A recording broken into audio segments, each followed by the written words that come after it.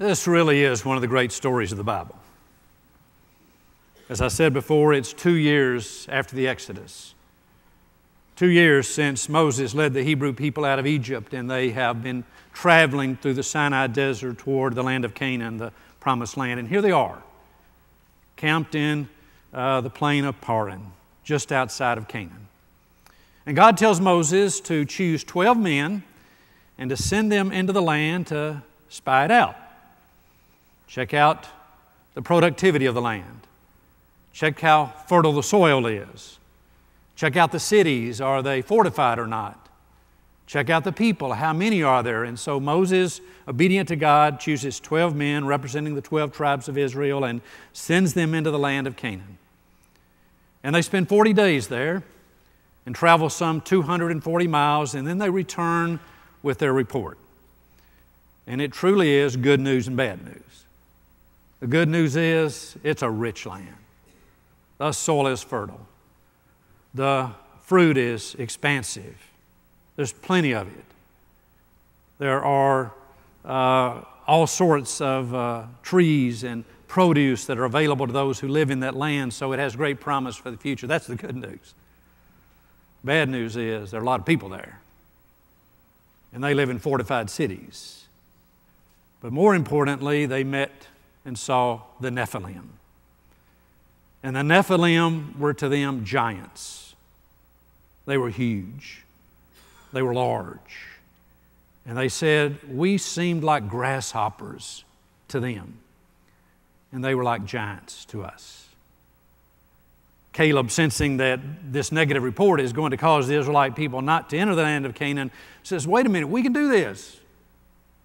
We can go into that land. We can defeat them, and we can take the promised land that God has given to us. But the spies say, no, we can't. No, we can't. Well, I want to glean from this great story in the Old Testament this morning 4 insights for your life and 4 insights for my life. First of all, we do at times face giant challenges in life. Every single one of us, sooner or later, is going to face what I would call a giant challenge in life. In some ways, I kind of like these spies. You see, they're realistic. They tell the truth. No Pollyanna vision here. They're telling it like it is. It's not going to be easy. I was in an email exchange with a dear friend just a week or so ago, and this man is in a significant position in the Methodist Church, and he has great challenges that he faces. And in our email exchange, we were celebrating some of the things that God is doing in his ministry, and then we began to talk about the challenges that he faced in the particular role that he has. And he sent me back this sentence summing up the challenges. Reality is sometimes harsh. And it is. We do the Christian faith no good by sharing with the world a Pollyanna view of life.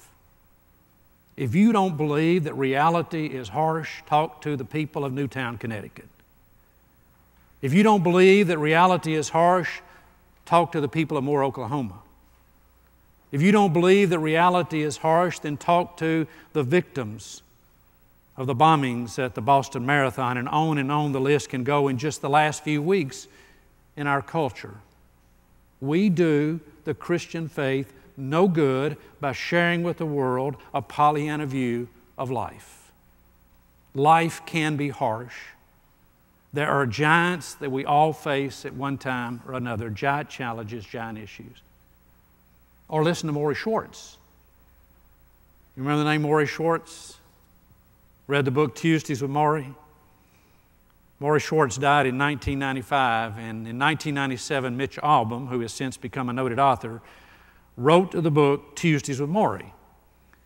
And it's a discussion with Maury Schwartz as he goes through battling ALS. He was 60 years old, a teacher at Brandeis University in an esteemed position there, life going well, and then he began to have some physical problems. He noticed weakness in his hands, in his arms. He noticed that he began to stumble a few times without explanation. He just found his body giving way to weakness, and finally Maury Schwartz was diagnosed with Lou Gehrig's disease, or ALS. And so the book is a series of conversations that Mitch Albom has with Maury Schwartz from short after the diagnosis until his death. At one point, Maury Schwartz says this, "Mitch, you know how I'm going to die? I'm going to suffocate. Yes, my lungs can't handle the disease. It's moving up my body, this ALS. It's already got my legs. Pretty soon it'll get my arms and hands, and when it hits my lungs, Mitch, I'm sunk." Don't tell the Maury Schwartzes of the world that we Christians believe that life is not harsh. Don't tell those who face the great giants of life that really we all face that life cannot be enormously challenging, for it can, even for people of faith. Which leads to the second insight. Even we people of faith can experience anxiety and fear amidst these great challenges. Even people of faith can know moments of anxiety and fear amidst the giant challenges of life. So these scouts come back, they've seen the land, they've seen the Nephilim, they've seen the giants, and they are afraid, and they say, "We cannot do this." Let me tell you something. In the right circumstances, under the right conditions, even the strongest person of faith can know anxiety and fear. You ever heard the phrase bone-chilling fear? You ever heard that phrase? Most of you have. I want to tell you something. I've experienced bone-chilling fear. It happened a little over 20 years ago. And I was a man of God then, like I'm trying to be a man of God now. I was a person of deep faith then, like I'm trying to be a person of deep faith now. But I'll never forget this moment or these days in my life. I've shared this story with some of you. A little over 20 years ago, I was pastoring in Jackson, Tennessee, and I was counseling a couple who were going through a difficult time in their marriage. The husband was an alcoholic and an abusive alcoholic. And so their marriage was seriously in trouble, and they came to me for some marriage counseling. Didn't work. He wasn't willing to change. She wasn't willing to live with an abusive alcoholic, rightly. And so she made the decision that she was going to leave him. After some counseling, after some time, after trying every method they could, she decided that, especially because he was so abusive as an alcoholic, that she couldn't stay in the marriage. Well, Joe blamed me for that. Joe believed that I should have done a better job keeping that marriage together, and I should have convinced her to stay in the marriage in spite of the fact that he was so abusive to her. And I'll never forget the occasion, and you'll know why in a moment. I'll never forget the occasion when the secretary buzzed me. It was in Jackson, Tennessee again, Aldersgate United Methodist Church. Secretary buzzed me, she said, "Richard, Joe's here, and he's been drinking again. Do you want to see him?" And I said, "Well, sure, send him back." So Joe came back and sat down in the chair opposite my desk and began to castigate me for all the things I'd done wrong in the marriage counseling, in particular as a pastor not telling her she had to stay in the marriage. And at one point, Joe took his hand like this, and he made a pistol.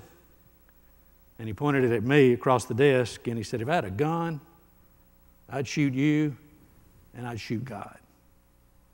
I didn't think a lot about it. I had dealt with alcoholics before and dealt with situations like that before, and just thought he was mouthing off in his inebriation. Until then, my district superintendent, Jack Kenton, and the police came to my house one night and told me that someone had called a radio station there in Jackson and said, "I'm going to kill a Methodist preacher this Sunday." Well, I didn't have to be an Einstein to figure out what was going on here. I want to tell you something.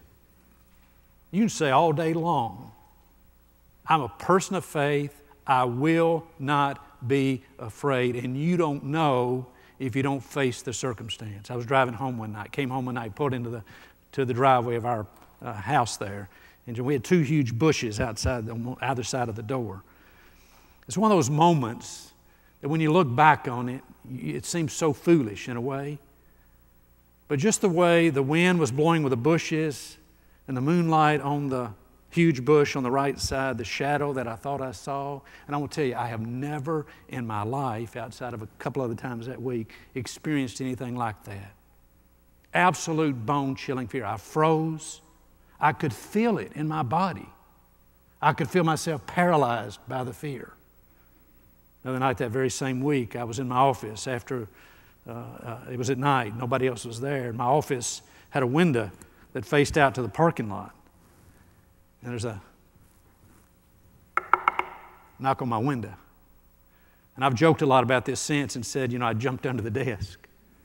Emotionally, I did. I have not felt anything like that since. Bone-chilling fear. Never say that your faith is so deep that under the right circumstances and right conditions you would not be afraid or experience anxiety. And never tell anyone else that because of your faith or their faith they should never be afraid or never experience anxiety. That's a very human thing. And it doesn't have to be bone-chilling fear. Sociologists tell us that there are a list of about 5 things that are honest issues for every human being. Now, I'm not going to ask you to raise your hand this morning, but you think about this. Everybody is anxious about aging. Now, I'm going to ask you to raise your hand because I don't want to produce a lot of liars this morning. Everybody except these young people and teenagers. The rest of us are anxious about aging. Second thing is we're anxious about death. I'm not going to ask you to raise your hand. Again, I don't want a sanctuary of liars. There's not a human being alive that isn't anxious somewhat about aging and anxious somewhat about death. That's who we are as human beings. Like those scouts who came back from visiting Cana and said, I don't think I can do this. Enmeshed in fear and anxiety can happen to us. We do the Christian faith no good by propagating the message that a person of faith is never afraid. Third thing, we can, however, with God's help, face whatever we have to face. We can, with God's help, face the giants, however challenging they are. So they come back with a negative report. They lay out all the problems that are there, essentially the fortified cities, the populace, the population, and the Nephilim, the giants. But Caleb says, later supported by Joshua, we can do this. We can do this. Caleb's position, Caleb's mantra is, with God's help, we can face these giants. With God's help, we can face these giants. Do you believe that? Do you believe that with God's help, you and I can face the giants of life, overcome the anxiety and the fear? I've got a book in my office. It's one of my favorite books. It's a treasure to me. The title of the book is High Adventure, and it's written by Sir Edmund Hillary. You know who Sir Edmund Hillary is, I hope. Sir Edmund Hillary, with his Sherpa guide, Tenzing Norgay, in May of 1953, conquered Mount Everest. And this is a signed copy of the autobiography of their journey to Mount Everest. And there's 2 quotes in it that I want to share with you, which I think are compelling. One is, it is not the mountain we conquer, but ourselves. In the end, once I recognize the fear and the anxiety, once I face the giant, once I look at the issue really isn't the giant. The issue is within me. Now, once I've faced the anxiety and the fear, once I've seen the giant, I have to recognize that the real issue is within me. It's not the mountain, he said, it's within ourselves. He secondly said the problem is not outside us, the problem is within us. Take Maury Schwartz again. He moves along, disease begins to become more and more debilitating. And one day Mitch Albom asked Maury Schwartz, do you ever get down? Do you ever feel pity? Keep in mind, he's dying of ALS. And Maury Schwartz says, you know, Mitch, sometimes in the mornings, that's when I mourn. I feel around my body, I move my fingers and my hands, whatever I can still move, and I mourn what I've lost. I mourn the slow, insidious way in which I'm dying.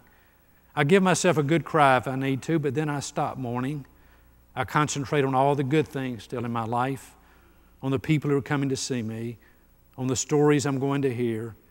Mitch, I don't allow myself any more self-pity than that. I just get up and move on. And that's it. With God's help, you and I can face the giants of our lives. We can move on. Now listen to me very carefully.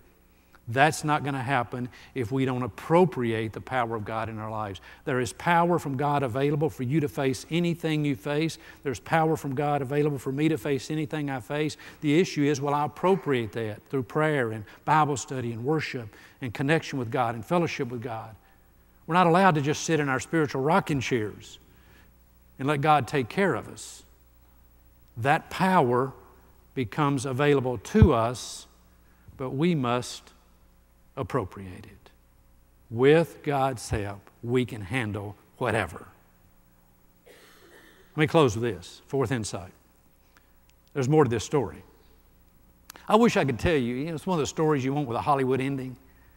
They come back and we can't defeat those giants, and Caleb stands up and rallies the troops and says, oh no, we can march into Canaan and we can take that land and we can defeat those people, and Joshua joins him, and you have this Hollywood ending where that motivational speech brings everybody to their fore and they all raise their spears and swords and they get ready to go into battle.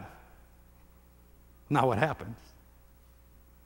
They bring back the report and everybody agrees with the negative report.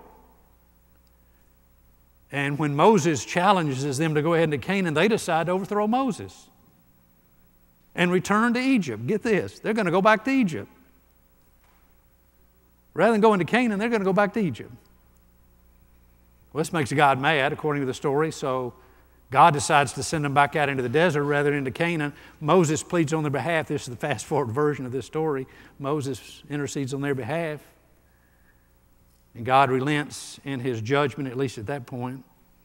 But they realize the consequences of not being obedient and being faithful, that they're going to end up back in the desert, so they decide to go into Canaan and fight the battle anyway, but there's nothing like demoralized troops fighting a battle. And guess what? They lose the battle. All because, in the end, they didn't have a vision of a different day and a different possibility. A future that seemed too challenging to them. And so they were defeated. Now here's my point. It's not about you. I hear that. It's not about you. It's about the church. This point is about the church. We live, I said on May the 19th in my sermon, in a challenging time, and I preached a sermon titled, Can the Church Survive in the Modern World? And that's an open-ended question, by the way, with an open-ended answer. The land of Canaan lies out there. But the challenges between now and the land of Canaan, the promise of the church of the future, is enormous. There's a whole lot to defeat the church. And unless we catch a vision for a new adventure, to a new day, doing new things, there won't be the promised land for the church. The reason I'm telling you that in this story is this. I said in our June tidings that we've got a visioning team in this church that's visioning prayerfully for the future. I named them. I want you to pray for them. Will you do that? Go back to your June tidings, go online and find it. Pray for the people who are leading the visioning team of this church, because they want to guide us with you by God to the new adventure that lies ahead, and to do that with courage and faith and hope. So, here we are. Here we are. Good news, bad news. Great land ahead, big giants ahead. Well, life is full of giants, isn't it? And we don't need to be telling folks or believe ourselves that we will never, ever be afraid. Don't ever say that. But you can face, and I can face, with God's help, whatever life brings us. With God's help. And we, the church, can enter that promised land if we'll just do God's will for a new day in a new way. Thanks be to God. Amen. Call your attention now to our hymnals, to our closing hymn, which is page 580.